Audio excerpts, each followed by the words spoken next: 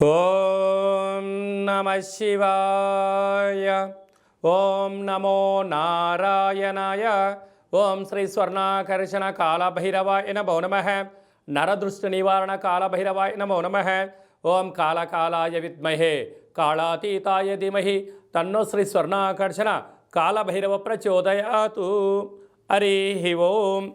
మా ఛానల్కి స్వాగతం. చూస్తున్న వీక్షకులకు ప్రేక్షకులకు ప్రియ కాళభైరవ భగవద్బంధుకి స్వాగతం పలుకుతూ మమ్మల్ని ఎంతగానో ఆదరిస్తూ ఉండబడినటువంటి ప్రియ సోదరీ మండలకు అందరికీ కూడా వసంత పంచమి మాఘ పంచమి సాక్షాత్ మహాసరస్వతీదేవి అమ్మవారి యొక్క ఆశీస్సులు అందరిపైన ఉండాలని, అందరినీ విద్యావేత్తలుగా, జ్ఞానవంతులుగా, గుణవంతులుగా, సంపన్నవంతులుగా అమ్మవారి యొక్క ఆశీస్సులు ప్రసాదించాలని కోరుకుందాం. ద్వాదశ రాశుల్లో గ్రహ గమనాల్ని ఒకసారి వీక్షింపచేద్దాం.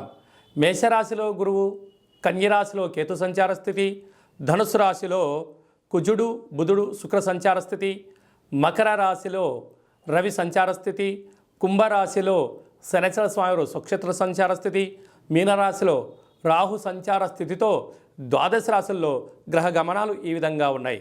6వ తారీఖున కుజుడు మకర రాశిలోకి ప్రవేశం, 12వ తారీఖున శుక్రుడు మకర రాశిలోకి ప్రవేశం, 14వ తారీఖున రవి భగవానుడు ఏడాది తర్వాత కుంభరాశిలోకి సంచార స్థితి, అక్కడే ఉండబడినటువంటి శనితో కలిపి రవి సంచార స్థితి ఉంటుంది.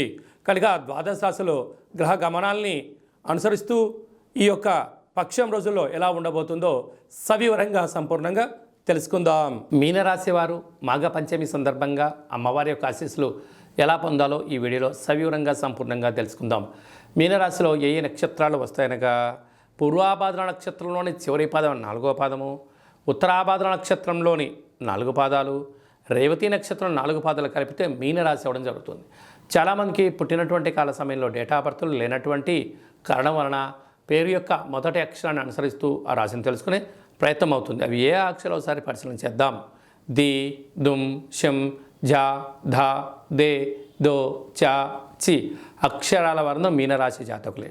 మీనరాశి అధిపతి దేవగురు బృహస్పతి.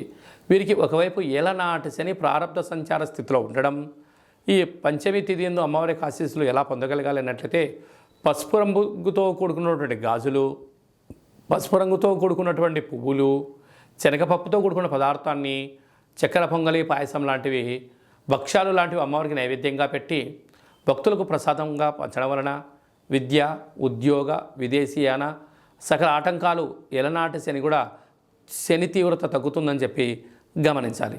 రాశిలోనే రాహు సంచార స్థితి ఉండడం వలన చిన్న చిన్న విషయాలకు ఆందోళన తగదు. కనుక మీ జన్మ నక్షత్రం రోజున శనివారం రోజున అష్టమి తేదీ అందున కొత్త పనులకు శ్రీకారం చుట్టకపోవడం ఉత్తమోత్తం. ధనవాకు కుటుంబ స్థానంలో గురు సంచార స్థితి ఉండడం వలన దయచేసి అప్పులు ఇవ్వద్దు, అప్పులు తెచ్చుకోవద్దు. సొంతంగా ఉండబడిన వాటిని సొంత నాలెడ్జ్గా దాన్ని ముందుకు తీసుకెళ్లే ప్రయత్నం చేయండి. అప్పులు చేయడము, ఎవరి కోసం చేయడము, వేరే వాళ్ళు ఎవరో ఏదో చెప్తే చేస్తున్నారు అనే భావనకు మీరు దూరంగా ఉండగలిగితే మంచి కాలం మీ సొంతం అవుతుంది. సప్తమంలో కేతు సంచార స్థితి ఉండడం వల్ల స్వతహాగా మీ దగ్గర జ్ఞానం ఉంది, ఐశ్వర్యం ఉంది, హార్డ్ వర్క్ చేసే మెంటాలిటీ ఉంది. కనుక పక్కవారి కోసం మీరు దయచేసి త్యాగాలు చేయొద్దు, ఊహాలోకంలో తేలిపోవద్దు. అలాగే రాజస్థాన్లో కుజశుక్ర సంచార స్థితి ఉండడం వలన కష్టపడి పనిచేసే వారికి ప్రమోషన్స్, విదేశీయానము, స్వగృహము, రాజయోగం మీ సొంతం కాబోతుంది. లాభస్థానంలో బుధాదిత్య రాజయోగం ఉండడం వల్ల ప్రభుత్వ అధికారులతో స్నేహ సంబంధాలు, వ్యాపారాలు, ప్రభుత్వ ఉద్యోగం ప్రయత్నం చేసేవారికి యోగదాయకం. వ్యయంలో శని సంచార స్థితి ఉండడం వలన చిన్న చిన్న విషయాలకు ఆందోళన తగదు. ధర్మ మార్గంగా ఉండండి, ఆధ్యాత్మికంగా ఉండండి, ఉన్నతమైన బంగారు భవిష్యత్తు జీవితానికి శ్రీకారం చుట్టండి. అలాగే జల వ్యాపారాలు, హోటల్ వ్యాపారాలు, సాఫ్ట్వేర్ ఉద్యోగస్తులు, యూట్యూబ్, వాట్సాప్, ఫేస్బుక్ నడిపించే వారు, జర్నలిస్టులకు చాలా మంచి కాలము అని చెప్పి గమనించాలి.